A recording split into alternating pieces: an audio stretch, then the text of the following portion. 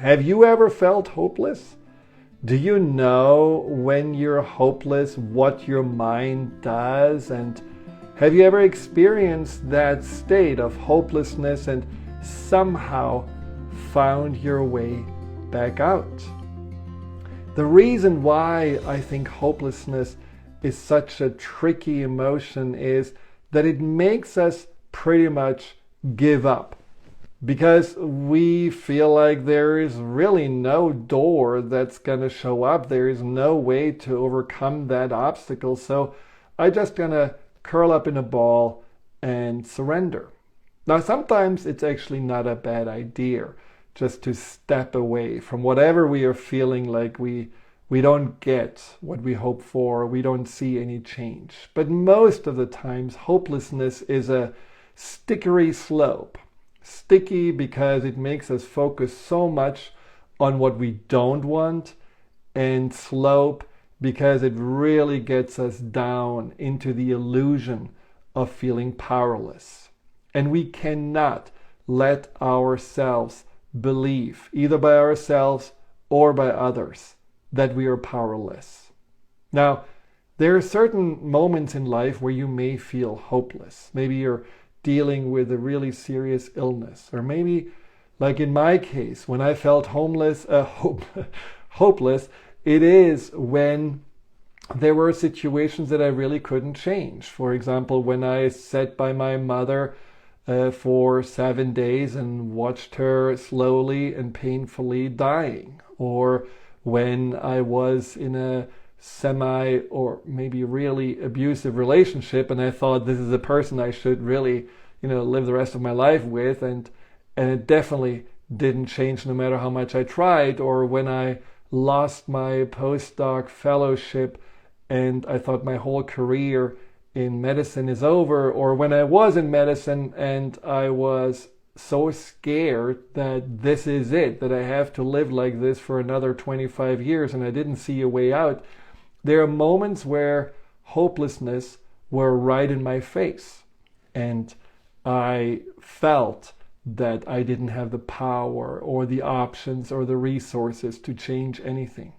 And sometimes I simply had to give up hope, like that my mother gonna have a turnaround, or a friend of mine who for the longest time I believed could heal from glioblastoma, which is a brain tumor that she got when she was 40 years old. And it wasn't really until one day before she died that I told her I believe that it's time to let go, because I didn't have hope that she would heal. So there are moments where we just have to give up hope on a specific outcome. But that doesn't mean we have to give up hope on everything in our lives, or that we can have something different or maybe something better in the future. And so all the times where I felt hopeless somehow were helping me in the end to learn and grow and find a way to gain more hope. Hope that no matter how dark it is in life, we can find the light. We can find a way back to finding peace and also finding a greater sense of purpose or happiness. And that certainly is in my life, and that certainly also has been taught to me by all my clients that usually come to me when they give up hope. They have been working with everyone and their cousins, and they still have been feeling stuck or full of anxiety or depression, and that's a last little effort they feel like they can put in there, and out of this hopelessness, if they feel that I believe in them and their abilities to heal, all of a sudden there is a spark of hope that illuminates their entire being, and they find their way back. And today I want to share with you what I find really helps, what really works to get out of hopelessness. There are 3 things. Well, the first thing is not a thing, it's just a fact. It's an emotion. Hopelessness is an emotion. So when you have that emotion, don't panic. As we all know, emotions are fleeting. They're kind of like the weather. They're kind of like our energy. It can go up and down. So just because it's an emotion, we don't have to ignore it, but we don't have to make it to our truth teller or fortune cookie. It's simply an emotion that in that moment is like a Polaroid snapshot telling me, oh, this is how it looks. Pretty darn hopeless. But it is something that also can then be a question that you ask yourself. Well, do I want to stay in that place of hopelessness, or do I want to actually move beyond it? Now, my advice first is step away. Don't hit the head against the wall. I made this mistake so many times. I should have a big bruise up here permanently because hitting the head against the wall is my specialty. And unfortunately, it never really opened up anything. So if you can do differently than me, step away and calmly, simply sit for a moment in the discomfort of not knowing what's next. Facing hopelessness. Let's say you face hopelessness because you're still alone. You still have no partner and you feel hopeless that you ever find love in your life. Or maybe, like a client of mine, you have been dealing with a health issue and you feel like this is never going to change. It's an autoimmune disease and you will always have to live on medication. You always have to live in pain. Or you are feeling that you are in a dead-end career and it's just sucking your soul dry, and all those things may in the moment feel hopeless. You feel like you have no options. So step aside and just take it in. Because sometimes just knowing that this is right now the starting point can give you a sense of, I'm still here. Even though this sucks, even though I don't really like this relationship, I don't like right now my body is in that healing journey, I don't like this job, and especially I don't like my boss, I'm still here. And as long as I'm here, I can also find a way to change and a way to grow from it.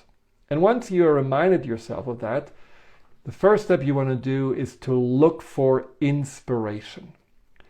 Inspiration is such a powerful thing because once we know it can be done, we also find the resources inside of ourselves to do it. Now, you may have heard about the 4-minute mile. The 4-minute mile was kind of the holy grail of field and track. It's something that was never really imagined to be done. How can you run a mile in 4 minutes? Well, some young guy, Roger Bannister, in 1954 broke the 4-minute mile to the absolute amazement of everyone because it just felt so impossible. Now, once this young dude was actually breaking the 4-minute mile, all of a sudden, a week later, somebody else broke the 4-minute mile. And with a year, 4 people had broken the 4-minute mile. And since then, over 1,700 people did that, what previously was thought to be impossible. When you look for people that were in a similar situation, feeling, I never find love, I never find a fulfilling career, I never will be financially safe and secure or free, whatever the things are that you feel hopeless about, look for examples. That's the beauty about the internet. Look for examples, maybe also in your circles of friends or family where people were feeling similar and they did turn it around. They found something that helped them to get what they want, or maybe just, the universe, the divine was smiling down at them. It doesn't matter. As long as you know it is possible, you can also find the inspiration inside of yourself to make it possible. For example, this person who I told you about was in an abusive relationship. She thought she could never really get out of this relationship. And once she felt that someone was believing in her, she actually did leave with her kids, her husband, who seemed so powerful because he was a multimillionaire and had pretty much everyone in his pocket, and said, I'm going to stand up for myself. This is no longer the time for women to be afraid of their husbands who have been just mistreating me. And so she went on the journey of getting a divorce, and since ever then, she's free. The person who was struggling with an autoimmune disease realized that he was stuck in a job that really was totally unfulfilling. And when he noticed that every time he goes to his job, his immune disease gets worse, he quit. And he decided to rather do something that he likes to do that may not make him as much money than staying with something that gives him financial security but obviously is harming him. And so since ever then, he is now completely free of this immune disease, and he started his own company doing worldwide hiking tours. That was a dream that he always had but never believed he could fulfill himself with. He did it. So these are just little examples of things where you could say, I can see other people as the ones that do the 4-minute mile and show me that it's possible. And if you don't believe in other people, if you feel like, well, it's them, it's not me, dig into yourself. Be your own inspiration. Because let's face it, how many challenges did you overcome in your life? Maybe you were dumped when you were 16 years old, or your best friends didn't talk to you anymore. Or maybe you had the most miserable grades because you couldn't focus, but you found this great tutor that helped you to get your grades up. Maybe your parents got a divorce. Maybe you had a bad accident and you really had to start rehabilitating yourself and start walking again. We all have gone through really difficult things. Maybe not as difficult that you want to write a book about, but you know that you had to dig in deep to somehow find the motivation, find the resources to get out of that hole that easily could have been your little hopeless pit. So you know that you can do it. Just remember what got you there, and remember that you still have that strength inside of you to make that happen. You can be your own inspiration. And as, for example, Helen Keller said, and Helen Keller, she was the one who couldn't hear and couldn't see and barely could talk, and she was such a light and such an amazing inspiration for all people, because ultimately she became a speaker and an advocate for workers' rights and women's rights. I mean, unbelievable. And she says, optimism is the faith that leads to achievement. Nothing can be done without hope and confidence. And that confidence, that's the inspiration that you want to look for. You can do it. Not only because other people could do it, because you also have done something like this before. Second one is change your perspective on the whole thing. Just stop feeling like a victim of the circumstances. I know this may not sound very compassionate, but at the end, it doesn't really serve us to stay in the victim role. Yes, we were victimized, and we have to sometimes really acknowledge that was victimization, and I am someone who had been hurt by the circumstances or by other people or maybe by life. But I don't want to stay in this role of the victim, because this is just a starting point, and I want to grow and go beyond that. So the first thing you want to do is just to ask yourself, is there anything in the situation I'm in that I can find positive, something positive about it, something that I would say, well, maybe there is a little silver lining, maybe there is something that I can hold on to. For example, if you feel lonely and if you feel like I'm giving up on love, can you find in yourself maybe the opportunity to learn to know yourself better, to appreciate yourself more, or to create love and connection in other ways that for right now can also fulfill you? Or if you're dealing with a health challenge, can you listen to your body, and can you also realize that your body may have a message for you? Just like this client with the autoimmune disease who realized what really was going on is that he tried to copy his father, that his father always said, you have to have a good job, jobs don't have to be fun, they have to pay, money doesn't grow on trees, you have to, support a family, all this kind of, nice meant, but kind of old-fashioned thinking. And his value wasn't like that. His value wasn't about living basically the nose put to the grindstone. His value was, I want to live with joy, purpose. I want to make a difference in people's lives. I want to connect to them. So whatever he did really made him sick because he lived entrapped. And so he saw this illness as a reminder that this was absolutely not acceptable for him and that he had to get out of this job and of this mindset that his father had imprinted on him. Or maybe when you got fired from your job and you feel totally hopeless, like I did when I found my career was over, maybe it just is, like in my case, an opportunity to reevaluate, to get a little inspiration of what else you can do. And so look for the opportunities in the situation because they are there.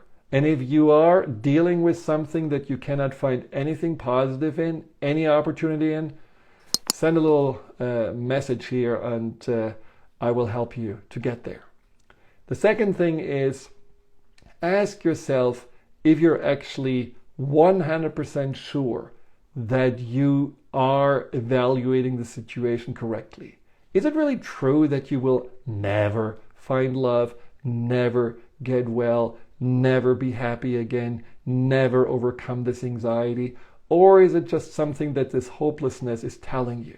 And are there signs and times where things were different? Maybe you were in a relationship, even if it didn't last for happily ever after, you were still in a relationship that was maybe great for a few weeks or a few months, and you learned a lot from it. Or maybe you were feeling actually at some point that you had actually a healthy body and you did feel better. And yes, maybe it got a little bit worse again, but you know it's possible. Or maybe you had actually a longer stretch of no anxiety. You felt like, oh my God, what happened? Where's the anxiety? And then it came back again. But that stretch tells you it is possible. And that's the important thing, that you look for the possibilities and not for the obstacles. Third question you want to ask yourself, what is in my control right now? What can I do? Because you're never powerless and you're never helpless. And what you can do, for example, is that you are re-evaluating your focus. I think it's so important that we are understanding what we focus on increases. I mean, we all heard that many times, but it's so true, especially when we are feeling hopeless. Let's say you're dealing with anxiety. And honestly, when you deal with anxiety, you probably scroll through everything on Instagram that tells you, yeah, poor thing, I know it's so hard, it's so difficult, yeah, life is really just shitty when you're anxious, but you're so strong, you can do it, but it's really hard. And all you focus and identify yourself is with being anxious. But you're not just anxious. And especially your goal that you want to have hope for is not to be without anxiety, because then again, you're only focused on anxiety.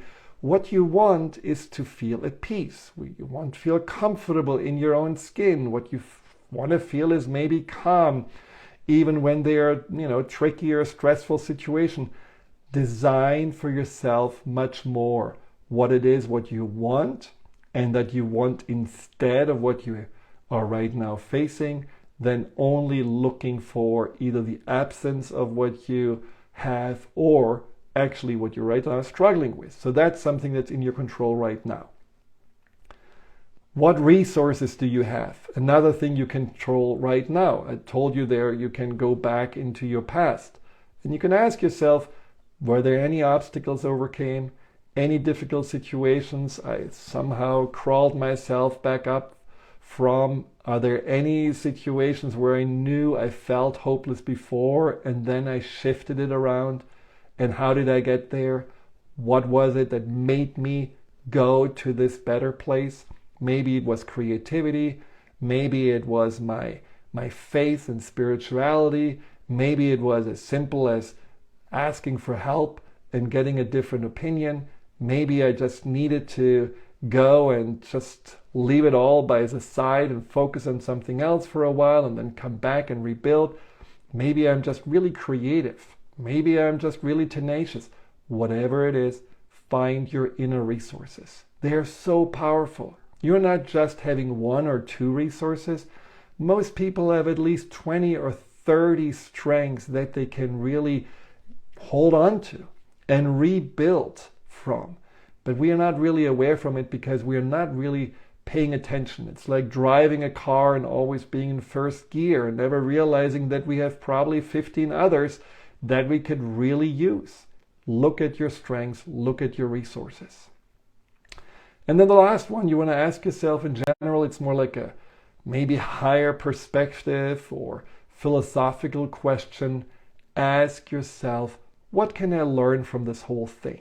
If life is a journey, if this is something that I just feel like, I am visiting as one of those steps along the journey, what is there for me to learn? If I would write a book about this journey, what would this chapter be about? And being open to see life not just a bottom line or something that you need to always reach certain goals or measure up to some expectations, or life is an endless competition. You don't even know what prize you win or who you're competing against. Just see it as that, as this journey that starts at some point and ends at some point, and everything in between is basically something for us to grow and explore and hopefully enjoy, but mainly also learn from. So whatever makes you feel hopeless, be open to see what there is for you to learn. Get out of the mode of this life is a vending machine and I put so much energy in and nothing is coming out. Well, this sucks. No, just be open and see, well, if nothing comes out, maybe I'm just having to either go somewhere else, or maybe I have to change my approach, or maybe I have to realize what I don't get is maybe not right now the right time for. Maybe I'm not ready for it. Be open for those learnings because they are plentiful and they definitely enrich you and they make you realize everything is there. Maybe not for a reason, but at least as an opportunity for us to grow and discover more what we are made of. And then when you have done all those things, definitely look for the small wins. See that everything you do to get out of hopelessness is having an effect on you. Don't just see that, some people come to me when they're really struggling with not finding love. And all they really say what will make them feel better is being in a healthy, happy relationship. And they often are so hopeless that they even give up meeting someone. So when they do take steps to get off the couch, which usually is not the place where you meet anybody, but put themselves back out into the world, and they have some nice encounters and they get attention and they just have for an evening a good conversation, they don't necessarily acknowledge this as a win because it still didn't lead to the happily ever after. So celebrate the signs that you're back in motion, that there is a flow and that things are moving in the right direction. As I said before, if you have all the time anxiety and then you have maybe an hour of feeling calm or feeling kind of engaged and happy because you're not just always self-analyzing, but maybe you have been focusing on someone else. Wow, that felt good. Take it as a win.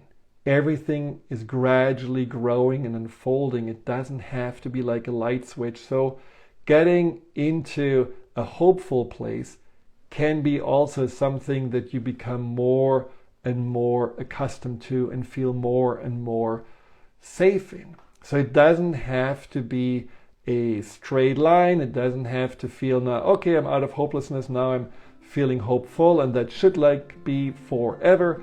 It's okay to go back and forth, but see that you're making progress. Don't look for the perfection. Look for the progress. Hi, Dr. Friedemann here. Thank you for tuning into my YouTube channel. If you're interested in learning more about fear and anxiety, here you'll find guided meditations, webinars, and interviews with some of the most renowned experts in the field of empowerment. Delve into the over 230 videos and more to come every week.